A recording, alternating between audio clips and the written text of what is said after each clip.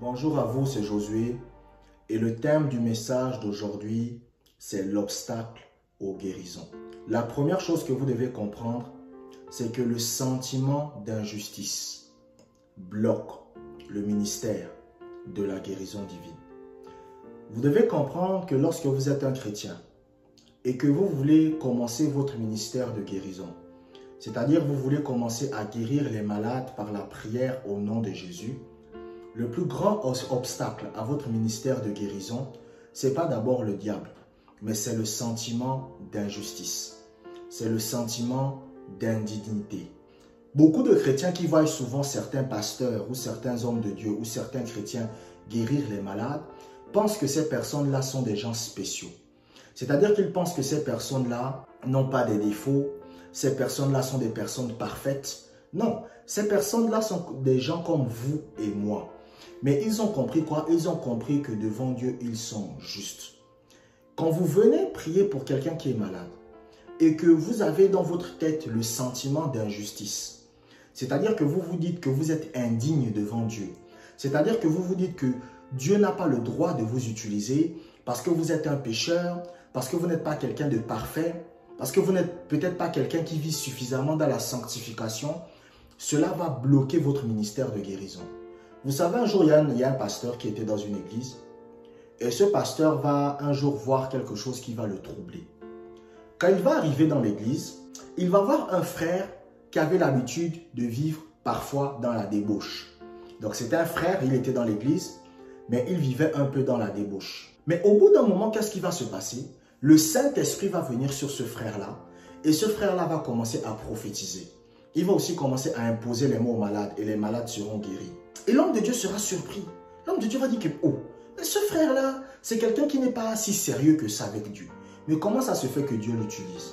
Quand il est arrivé à la maison et qu'il a posé la question au Seigneur, le Seigneur lui a dit, je ne me repens pas de mes dons et de mes appels. Le jour où vous êtes né de nouveau, le don de guérison vous a été donné. C'est pour cela que quand vous lisez le livre de Marc chapitre 16, la Bible dit quoi? La Bible dit, voici les miracles qui accompagneront ceux qui auront cru. Au moment où ils chasseront les démons, ils imposeront les mains aux malades et ils seront guéris. C'est-à-dire que c'est une capacité qui vient lors de la nouvelle naissance. C'est pour cela que vous pouvez être une personne qui n'est pas si parfaite que ça, qui ne vit pas totalement dans la sanctification, mais Dieu vous utilise déjà. Un jour, je me rappelle d'un frère à moi qui était dans un quartier. Et tandis qu'il était dans le quartier, au bout d'un moment, qu'est-ce qui va se passer? Il y a un gars qui va tomber dans le coma, en syncope, devant tout le monde. Donc, c'était à Libreville au Gabon.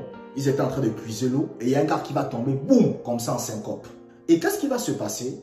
Parmi les gens qui étaient en train de puiser l'eau, il y avait un gars c'était quelqu'un qui fumait le chanvre. Mais qu'est-ce qu'il va faire? Ce gars qui fumait le chanvre là, il va venir. Il va imposer les mains aux malades. Il va dire au nom de Jésus, relève-toi. Et après, le gars va partir. Mais qu'est-ce qui va se passer? 5 minutes après, le gars va se lever et il sera totalement guéri. Et le frère était surpris. Et le frère m'a interrogé. Il m'a dit que, ah Josué, la dernière fois j'ai vu quelque chose de bizarre. J'ai vu un frère qui fumait le chanvre. Mais il a imposé les mains à un malade. Et le malade a été guéri. Et je lui ai dit, c'est parce que Dieu ne se repent pas de ses dons et de ses appels. Ça veut dire que même si une personne ne marche plus avec Dieu, le don va rester. C'est pour cela que quand vous lisez la Bible, même Judas guérissait les malades. Pourtant, la Bible dit que Judas était un voleur. C'était quelqu'un qui volait dans les caisses de l'église. Mais ça ne l'empêchait pas de guérir les malades. Donc, il faut arrêter de vous dire que pour guérir les malades, vous devez être quelqu'un de parfait.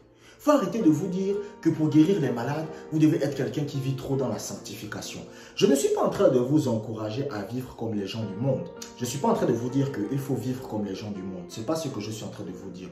Mais ce que je suis en train de vous dire, c'est que Dieu utilise les gens qui sont imparfaits pour faire des choses extraordinaires. Même l'apôtre Paul, ce n'était pas quelqu'un de parfait. Donc, vous ne devez pas prier pour les malades avec le sentiment d'injustice. Vous ne devez pas venir devant les malades, vous les imposez les mains, vous priez pour eux avec le sentiment d'injustice. Si vous venez et que vous priez pour les malades en vous disant que je ne suis pas suffisamment parfait, si vous venez prier pour les malades et vous vous dites je ne suis pas suffisamment sanctifié, je ne vis pas suffisamment dans la sanctification, qu'est-ce qui va se passer? Votre ministère de guérison sera bloqué. Il faut que vous compreniez cette chose une bonne fois pour toutes. Dieu utilise n'importe qui. Dieu n'utilise pas les gens parfaits. Même les pasteurs, les hommes de Dieu, même moi que vous voyez, Dieu peut m'utiliser pour guérir les malades. Je ne suis pas quelqu'un de parfait, mais c'est simplement la grâce de Dieu. Et Dieu ne se repent pas de ses dons et de ses appels. Lisons 2 Corinthiens chapitre 5 verset 21. 2 Corinthiens chapitre 5 verset 21. Celui qui n'a point connu le péché, il l'a fait devenir péché pour nous, afin que nous devenions en lui justice de Dieu. Vous voyez dans ce passage biblique que le Seigneur Jésus-Christ a été fait péché pour nous. Il a été fait quoi? Il a été fait péché pour nous. Donc ça veut dire que nous sommes devenus quoi? Nous sommes devenus justes. Les gens ne comprennent pas le sens du sang de Jésus. Les gens disent, ah, le sang de Jésus, le sang de Jésus. Vous voyez parfois même des gens quand ils disent la grâce de Dieu, ils ne comprennent pas c'est quoi réellement la grâce de Dieu. La grâce de Dieu, premièrement, c'est une faveur imméritée. Et deuxièmement, c'est une capacité donnée par Dieu. Donc c'est une capacité que Dieu vous donne, mais une capacité qui est donnée par Dieu, mais que vous n'obtenez pas à cause du mérite, mais à cause de Jésus-Christ. En tant que chrétien, vous êtes juste devant Dieu. Et quand vous priez pour les malades, vous devez prier pour les malades avec la conscience de la justice. Quand vous venez devant un malade, quand quelqu'un vous dit qu'il a le cancer et que vous priez pour lui, vous devez prier pour lui, pour cette personne, en étant conscient que vous êtes juste devant Dieu. Vous savez, par exemple, dernièrement, il y a un frère qui m'a contacté. Il m'a dit, non, frère Josué, j'aimerais que tu pries pour moi parce que j'ai l'impression qu'il y a un esprit qui me tourmente et j'ai envie de me faire du mal à mon propre corps. J'ai dit, ok, je vais prier. Et quand j'ai prié, j'ai dit, non, Seigneur, tu as dit dans ta parole que vous chasserez les démons au nom de Jésus. Tu as dit dans ta parole que tu nous as donné le pouvoir de marcher sur les serpents et les scorpions et sur toute la puissance de l'ennemi. Et à ce moment-là, j'ai dit quoi? J'ai dit, esprit mauvais qui oppresse ce frère, je t'ordonne de partir. Et après, j'ai laissé. Et qu'est-ce qui s'est passé? 3 heures plus tard, le frère m'envoie un message. Il me dit, je ne sais pas, mais c'est comme si j'ai l'impression que je commence à aller mieux. Et j'ai dit, gloire au Seigneur. Mais ce n'est pas parce que je suis parfait que j'ai réussi à faire ça. Non, je ne suis pas parfait, mais c'est parce que j'ai compris que je suis juste en Jésus-Christ. C'est parce que j'ai compris que je suis sans péché. C'est parce que j'ai compris que quand Dieu me voit sans défaut. Donc lorsque je prie pour les malades, je ne prie pas avec un sentiment d'injustice. Je ne prie pas en me voyant comme quelqu'un avec des défauts. Je ne prie pas en me voyant comme quelqu'un avec des péchés. Mais quand je prie pour les malades, je me vois comme quelqu'un de sans péché. Quand je prie pour les malades, je me vois comme quelqu'un de juste. Pourquoi je suis juste? Parce que Jésus-Christ a été fait péché pour moi. Quand vous lisez par exemple la Bible, et que vous lisez les actes des apôtres, et que vous lisez les épîtres, on va vous parler de ce qu'on appelle les saints. Les saints, c'est qui? Les saints, ce sont des chrétiens. Mais pourquoi on dit que les chrétiens sont saints? Être saint, ça veut dire être sanctifié. Ça veut dire être mis à part. Et ça veut dire être sans aucun défaut. C'est pour ça qu'on vous dit le Saint-Esprit. Quand on vous dit le Saint-Esprit, c'est une façon de vous dire que c'est l'Esprit qui n'a aucun défaut. Et donc quand on dit que vous êtes saint, ça veut dire que vous êtes sans défaut. Mais quand on dit que vous êtes sans défaut, c'est à cause de qui? C'est à cause de Jésus-Christ. La raison pour laquelle je prie pour les malades, et certains malades sont guéris, c'est à cause de Jésus-Christ. Ce n'est pas parce que je suis le meilleur chrétien du monde. Ce n'est pas parce que je suis parfait. Ce n'est pas parce que je n'ai jamais commis une faute dans ma vie. Donc, quand vous êtes un chrétien, vous devez comprendre la justice de Dieu en Jésus-Christ. C'est ça que vous devez comprendre. Vous savez, au début de ma vie chrétienne, aujourd'hui ça ne m'arrive pas, mais au début de ma vie chrétienne, j'avais souvent des problèmes avec les femmes. Ça, c'était au tout début de ma vie chrétienne. J'avais souvent des problèmes avec les femmes. Et je me rappelle à l'époque, il y avait une fille que j'avais draguée quand j'étais dans le monde, mais elle n'avait pas voulu.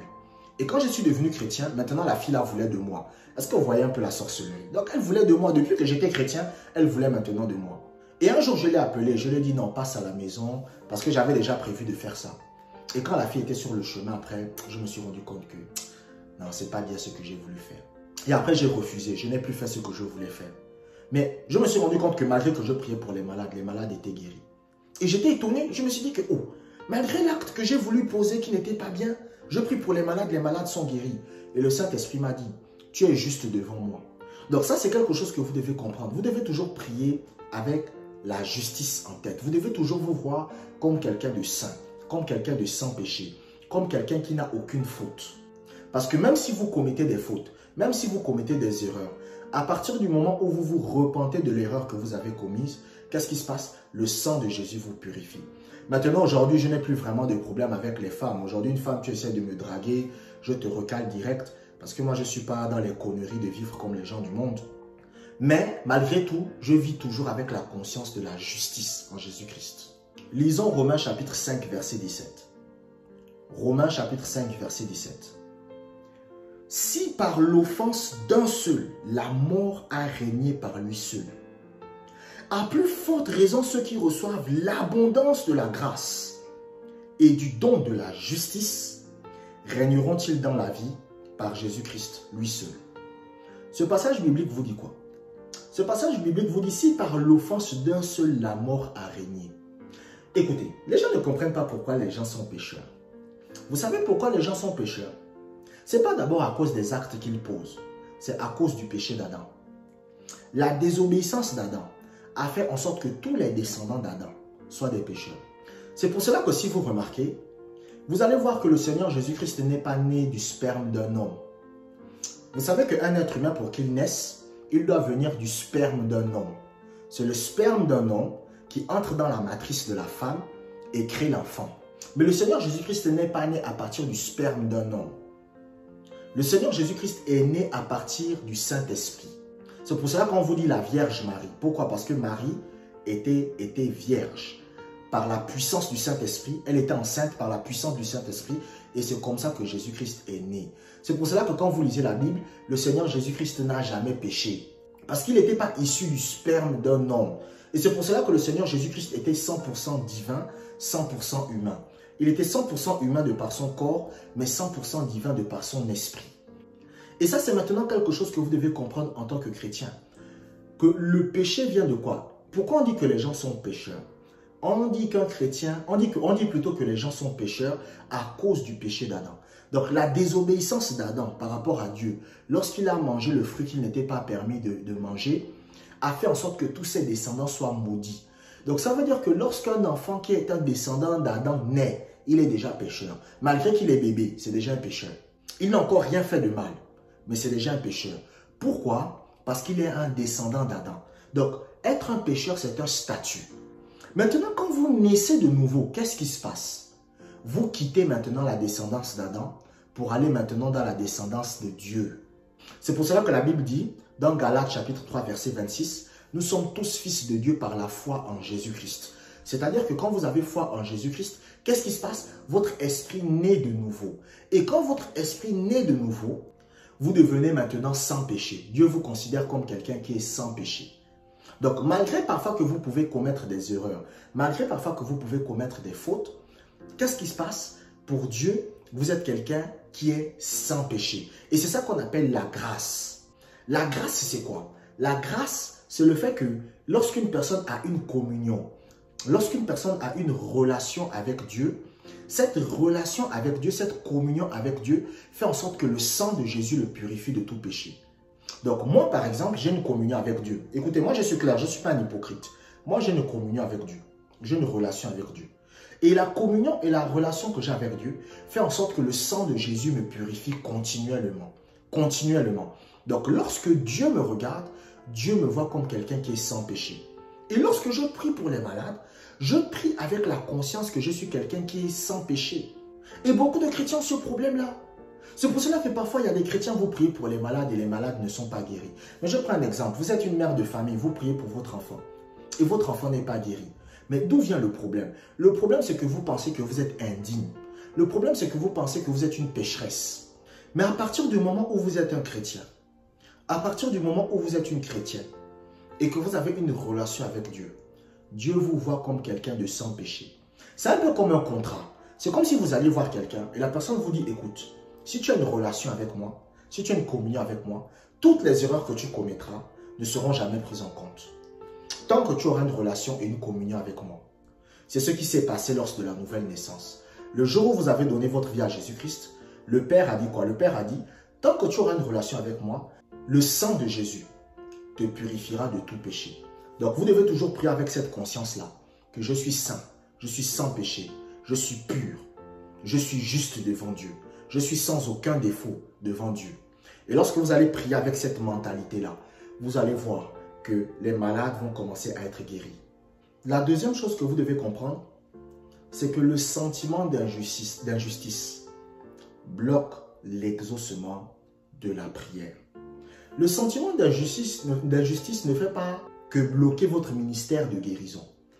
Mais le sentiment d'injustice aussi bloque ce qu'on appelle l'exaucement de la prière. Lorsque vous venez devant Dieu et que vous priez, vous devez toujours prier avec la conscience d'être juste devant Dieu. Lorsque vous venez devant Dieu et que vous priez, vous devez toujours prier avec la conscience de n'avoir aucun péché et de n'avoir aucun défaut. Si vous venez devant Dieu et que vous priez, et que vous vous dites, je suis un pécheur, je suis une pécheresse, je suis indigne. Si vous venez avec cette mentalité-là, vous n'allez pas avoir l'exaucement de la prière. Je vous ai dit qu'il y a une différence entre la vie chrétienne et la religion. La religion, c'est ce qu'on appelle la lettre. C'est pour cela, lorsque vous lisez la Bible, l'apôtre Paul va dire quoi? L'apôtre Paul va dire, la lettre tue, mais l'esprit vivifie. La religion, c'est ce qu'on appelle la lettre. Qu'est-ce que c'est que la lettre? C'est un ensemble d'ordonnances que vous mettez en pratique pour être digne d'être respecté par Dieu. Parce qu'en réalité, c'est ça le but de la religion. Quand quelqu'un vous dit qu'il appartient à une religion, c'est quoi le but? En fait, c'est de respecter les différentes lois pour prouver à Dieu qu'il est digne. Et c'est ça le problème. Alors que quand vous êtes dans la vie chrétienne, ce n'est pas ce que Dieu vous demande. Dieu ne vous a jamais dit de vivre comme il veut que vous viviez par vous-même. Non. Dieu vous a dit d'avoir une relation avec lui. Dieu vous a dit d'avoir une communion avec lui. Et lorsque maintenant vous allez avoir une relation et une communion avec lui, c'est maintenant le Saint-Esprit qui va vous changer. Vous savez, je me rappelle d'une sœur qui m'avait contacté. Elle me dit, oh frère Josué, j'ai essayé d'arrêter de fumer, j'ai essayé d'arrêter d'avoir un petit copain, j'ai essayé d'arrêter d'aller en boîte de nuit. Vraiment, j'ai envie d'aimer Dieu, mais je n'arrive pas à changer. J'essaye de changer, mais je n'arrive pas. Je me bats, je m'efforce. Et je lui ai dit, c'est ça ton problème. Je lui ai dit que toi, tu vois la vie chrétienne dans le domaine de la religion. La vie chrétienne, ce n'est pas une religion. La vie chrétienne, c'est une relation. Donc, avant de chercher d'abord à changer, ne cherche pas à changer. Entretiens une relation avec Dieu. Et lorsque tu vas entretenir une relation avec Dieu, le Saint-Esprit lui-même va te changer sans que tu t'en rendes compte. Même tes copines vont commencer à remarquer un changement chez toi. Et après, elle m'a posé la question. Elle m'a dit, mais comment faire pour entretenir une communion avec Dieu? Je lui ai dit, ok, première chose, médite la parole de Dieu 15 minutes tous les jours. Tu prends la Bible, tu lis, et quand tu lis la Bible, tu te dis, qu'est-ce que Dieu veut me dire à travers ce que j'ai lu? Et ensuite, quand tu découvres ce que Dieu veut te dire à travers ce que tu as lu, c'est-à-dire, quel est le message que Dieu veut me transmettre, tu penses à ça, tu penses à ça, tu penses à ça. Et après, je lui ai dit la deuxième chose, est une vie de prière. Prie aussi 15 minutes par jour. Et je lui ai dit, fais ça tous les jours. Et elle a commencé à faire ça. Donc chaque matin, elle se lève, elle ouvre sa Bible, elle lit un chapitre. Après, elle se dit, ah, qu'est-ce que Dieu veut me dire à travers ce passage? Qu'est-ce que Dieu veut me dire? Elle comprend, ah, Dieu veut me dire que je dois apprendre à pardonner. Elle commence à méditer. Je dois apprendre à pardonner. Je dois apprendre à pardonner. Je dois apprendre à pardonner. Après, qu'est-ce qu'elle fait? Elle commence à prier.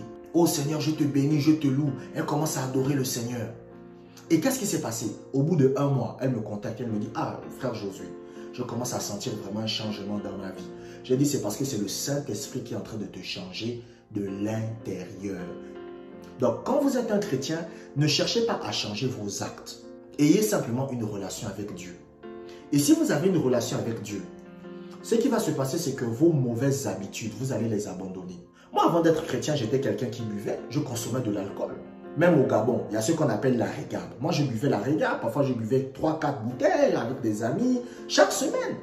Mais quand je suis devenu chrétien, j'ai commencé à lire la Bible, j'ai commencé à prier. Lorsque les gens m'ont dit, non, mais vraiment, Josué, allons boire quelques régabes. J'ai dit, non, j'ai pas envie. Les gens commençaient à avoir un changement dans ma vie.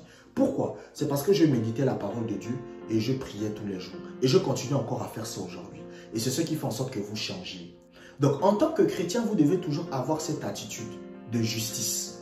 Si vous voulez que votre prière soit exaucée. Lorsque vous êtes un chrétien et que vous venez devant Dieu et que vous demandez quelque chose à Dieu, vous devez toujours avoir ce sentiment de justice en vous. Vous devez toujours vous dire que je suis sans péché devant Dieu.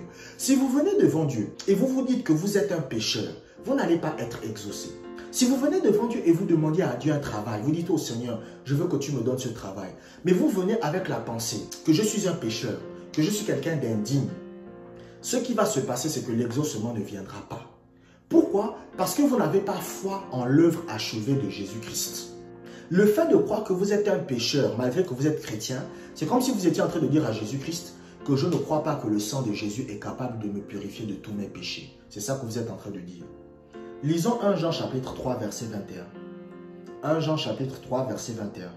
Bien-aimés, si notre cœur ne nous condamne pas, nous avons de l'assurance devant Dieu. La Bible dit dans ce passage, si notre cœur ne nous condamne pas, nous avons de l'assurance devant Dieu. Qu'est-ce que ça veut dire avoir de l'assurance? Cela signifie que si nous nous voyons comme justes, si nous nous voyons comme sans péché, si nous nous voyons comme sans défaut, et que nous venons devant Dieu, et que nous le prions, l'exaucement de la prière va se produire. Parce que quand il parle de l'assurance, il est en train de parler de quoi? Il est en train de parler de la foi. La Bible dit dans Hébreux chapitre 11 verset 1, « Or la foi est une ferme assurance des choses qu'on espère. » Donc Jean est en train de dire que lorsque vous priez, si vous-même vous vous voyez comme sans péché, si vous-même vous vous voyez comme sans défaut, vous allez avoir la foi. Et quand vous allez avoir la foi, vous allez être exaucé. Une des choses qui fait en sorte que beaucoup de chrétiens ne sont pas exaucés dans la prière, c'est parce qu'ils pensent qu'ils sont injustes devant Dieu. Alors que Dieu vous voit comme quelqu'un de saint. Dieu vous voit comme quelqu'un de pur. Dieu vous voit comme quelqu'un de sans péché. Pourquoi? Parce que vous avez accepté d'avoir une relation avec lui. Parce que je vous ai dit que la vie chrétienne, c'est une relation. La vie chrétienne, ce n'est pas une religion. Dans la religion, il n'y a pas de relation. Dans la religion, il y a ce qu'on appelle des règles. C'est ça la religion. La religion, ça veut dire quoi? La religion vient te dire, ne vole pas, ne tue pas, ne fornique pas, ne commets pas l'adultère et tu iras au ciel. Ça, c'est ce qu'on appelle la religion. Et les gens qui vivent comme ça, ce sont les gens qui vivent selon la loi. Alors que la vie chrétienne, ce n'est pas une religion. La vie chrétienne, c'est une relation. Et c'est une relation que vous entretenez par la méditation de la parole de Dieu et une vie de prière. Comment avoir une vie de prière? Vous pouvez soit prier en langue, vous pouvez soit pratiquer la présence de Dieu, vous pouvez soit être dans la louange. Vous pouvez même avoir des points de prière. Moi, j'avais un frère que je connaissais comme ça. Lui, quand il priait avec des points de prière. C'est-à-dire qu'avant de prier, il avait des points de prière et il priait pour ces points-là. Et même le Seigneur Jésus-Christ nous a donné des points de prière. Quand la Bible dit « Notre Père qui es aux cieux, que ton nom soit sanctifié, que ton règne vienne, que ta volonté soit faite sur la terre comme au ciel. Donne-nous le pain de ce jour. » Ce sont ce qu'on appelle des points de prière. Parce que les gens pensent que quand le Seigneur Jésus-Christ a donné cette prière-là, c'est quelque chose qu'on récite. Non, ce n'est pas quelque chose qu'on récite. Ce sont des points de prière que Dieu a donnés. Quand par exemple, il dit que ton nom soit sanctifié, c'est un point de prière. Que ton règne vienne, c'est un point de prière. Que ta volonté soit faite sur la terre comme au ciel, c'est un point de prière. Donne-nous le pain de ce jour, c'est un point de prière. Donc vous devez entretenir une relation avec Dieu. C'est ce que Dieu attend de vous. Dieu n'attend pas de vous que vous soyez quelqu'un de parfait. Non. Ce que Dieu veut, ce que Dieu attend de vous, c'est que vous ayez simplement une relation avec lui. Et lorsque maintenant vous venez demander quelque chose à Dieu, vous devez toujours avoir cette conscience que vous êtes juste, que vous êtes sans péché, que vous êtes sans défaut, que quand Dieu vous regarde, Dieu vous voit comme Jésus-Christ. La Bible dit que le Seigneur Jésus-Christ a été fait péché pour nous, afin que nous soyons justice de Dieu. Justice, ça veut dire être sans défaut. Justice, ça veut dire être sans péché. Donc, quand vous venez devant Dieu et que vous priez, vous devez toujours vous dire, je suis sans péché. Si par exemple, votre nièce vient vous voir, et votre nièce vous dit, je cherche un travail en ce moment, s'il te plaît, prie pour moi. Quand vous priez pour votre nièce, vous devez venir toujours avec la conscience que je suis parfait, je suis juste, je suis saint, je suis sans défaut. Et vous allez voir que quand vous allez prier de cette façon-là, vous allez avoir la foi. Et quand vous allez avoir la foi, vous allez voir que l'exaucement va se produire. La justice dans la Bible est l'un des thèmes les plus importants. Et c'est pour cela que vous allez voir par exemple que des gens comme le roi David est allé loin. Lorsque vous regardez par exemple le roi David et vous regardez le roi Saül, Le roi David a fait des choses terribles. Il a fait certaines choses qui étaient pires que le roi Saül. Même si le roi Saül aussi, c'était vraiment quelqu'un aussi vraiment de très méchant. Mais la différence entre Saül et David, c'était quoi? C'est que David avait compris la grâce de Dieu. David avait compris la justice de Dieu en Jésus-Christ, alors qu'il était dans l'Ancien Testament. Quand vous êtes un chrétien, lorsque vous naissez de nouveau, lorsque vous donnez votre vie à Jésus-Christ, le Seigneur efface tous vos péchés à partir du moment où vous maintenez une communion avec lui. Et lorsque vous priez, vous devez toujours prier avec cette conscience d'être sans péché, d'être sans défaut devant le Seigneur. Lisons Hébreux chapitre 4, verset 16. Hébreux chapitre 4, verset 16. Approchons-nous donc avec assurance du trône de la grâce, afin d'obtenir miséricorde et de trouver grâce pour être secourus dans nos besoins. La Bible dit, approchez-vous avec assurance du trône de la grâce. Qu'est-ce que c'est que la grâce? La grâce, premièrement, c'est la faveur imméritée. Et deuxièmement, la grâce, c'est une capacité qui est donnée par Dieu. Par exemple, lorsque moi je prie pour les malades, c'est une grâce. Pourquoi? Parce que premièrement, c'est une capacité que Dieu me donne. Et deuxièmement, c'est une capacité que Dieu me donne qui n'est pas basée sur le mérite, mais qui est basée sur la relation. C'est ce que les gens ne comprennent pas. Dans le Nouveau Testament, et même dans l'Ancien Testament, ce que Dieu donne aux gens n'est pas basé sur leur mérite, mais c'est basé sur leur relation. C'est ça que beaucoup de chrétiens n'arrivent pas à comprendre. Quand Dieu fait des choses extraordinaires avec vous, ce n'est pas parce que vous êtes l'homme le plus parfait ou la femme la plus parfaite du monde. Ce n'est pas parce que vous n'avez aucun défaut, non. Mais c'est parce que vous avez une relation avec lui. Lorsque Dieu vous exauce dans la prière, ce n'est pas parce que vous n'avez aucun défaut. Ce n'est pas parce que vous ne commettez aucune erreur. Non, Dieu vous exauce dans la prière sur la base de la relation que vous avez avec lui. Pour être juste devant Dieu, vous n'avez pas besoin d'être quelqu'un qui ne commet aucun défaut. Il y a des gens parfois qui sont colériques, mais qui sont des amis de Dieu. Oui, c'est quelqu'un de colérique. Dieu n'aime pas ça. Mais lorsqu'il prie, Dieu l'exauce. Pourquoi? Parce qu'il a une relation avec le Seigneur. C'est pour cela que quand vous le regardez, par exemple, quelqu'un comme Élie. Élie, ce n'était pas quelqu'un de bien. Quand vous dites Élie le Tishbite, Élie le prophète, c'était quelqu'un qui avait un sale caractère. Mais pourtant, lorsqu'il priait, Dieu l'exauçait. Pourquoi? Parce qu'il avait compris la justice de Dieu. Et la justice de Dieu est basée sur la relation que vous entretenez avec lui. Pourquoi moi je suis juste devant Dieu? Je ne suis pas juste devant Dieu parce que je n'ai aucun défaut. Je ne suis pas juste devant Dieu parce qu'il ne m'arrive pas de commettre des erreurs. Ça peut m'arriver. Vous savez, la dernière fois, je suis allé chez ma mère là et ma mère avait payé des fruits. Et elle avait payé une mangue. Et j'ai pris la mangue, j'ai volé, je suis parti avec à la maison. Après, elle m'a appelé. Elle m'a dit, non, comment toi tu viens à la maison, tu prends ma mangue, tu pars manger. J'ai dit, ah, maman, il faut me pardonner, voilà. Ta mangue était trop bonne, donc j'ai pris, j'ai mangé. Mais est-ce que c'est bien? C'est pas bien. Peut-être que ça fait rire certains, mais c'est pas bien. Mais la justice que j'ai devant Dieu, c'est pas basé sur mes actes. C'est basé sur ma relation avec Dieu. Un chrétien, vous ne devez pas vous soucier de vos actes. Vous devez vous soucier de la relation que vous avez avec le Seigneur. Moi, j'entretiens une relation avec le Seigneur. Quand je me lève le matin, je médite la parole de Dieu et je prie. J'entretiens une relation avec le Seigneur tous les jours. Je ne fais pas un jour sans méditer la parole de Dieu, sans prier. Franchement, c'est rare. Et c'est ça qui fait en sorte que vous soyez juste devant Dieu. Donc, quand vous entretenez une relation avec le Seigneur, quand vous avez une communion avec le Seigneur, lorsque vous venez dans la prière, vous devez venir avec la conscience de la justice. Vous devez venir avec la conscience de la pureté. Vous devez venir avec la conscience du fait que vous êtes sans péché. Et vous allez voir que l'exaucement de la prière va se produire. Il y avait un homme de Dieu qui avait du mal à voir l'exaucement de ses prières. Pourquoi? Parce que c'est quelqu'un, par exemple, qui avait l'habitude d'être colérique. Tout le temps, il s'énervait, tout le temps, il s'énervait, tout le temps, il s'énervait. Et chaque fois qu'il venait devant Dieu prier, Satan le rappelait que tu es quelqu'un de colérique. Dieu ne va pas t'exaucer. Tu es quelqu'un de colérique. Dieu ne va pas t'exaucer. Mais quand il a compris qu'il est juste devant Dieu, quand il a compris qu'il est saint devant Dieu, quand il a compris qu'il est sans péché, qu'il est pur, qu'il est sans défaut devant Dieu, sur la base de la relation qu'il entretient avec le Seigneur, ses prières ont commencé à être exaucées. Merci d'avoir écouté cet enseignement jusqu'à la fin et abonnez-vous pour des prochaines vidéos. Si vous êtes édifié par mes enseignements, si mes enseignements vous permettent de progresser spirituellement, vous pouvez me soutenir tout simplement en faisant un don. Vous pouvez faire un don à travers PayPal, vous pouvez faire un don à travers Stripe, la carte bancaire, vous pouvez faire un don à travers Paylib.